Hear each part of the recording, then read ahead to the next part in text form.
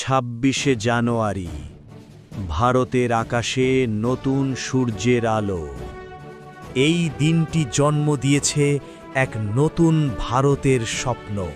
এই দিনেই ভারত ঘোষণা করেছিল, এই দেশ রাজাদের নয়, এই দেশ জনগণের।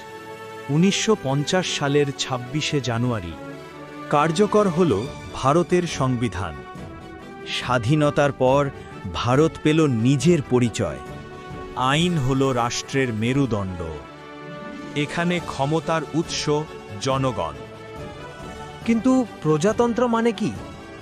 প্রজাতন্ত্র মানে ক্ষমতা জনগণের হাতে।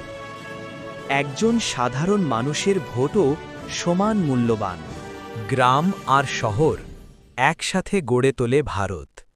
এখানে জন্ম নয়, যোগ্যতাই মানুষের পরিচয়। এখানে ধনী আর গরিব আইনের চোখে সবাই সমান। তরুণদের স্বপ্নই ভবিষ্যতের ভারত।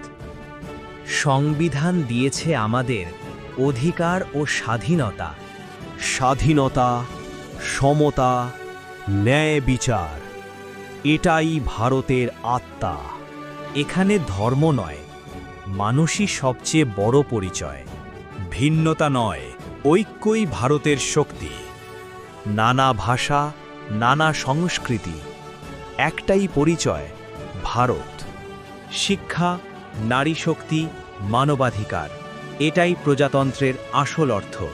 প্রজাতন্ত্র দিবস শুধু উৎসব নয়, এটি আমাদের দায়িত্ব। জয় হিন্দ, জয় ভারত।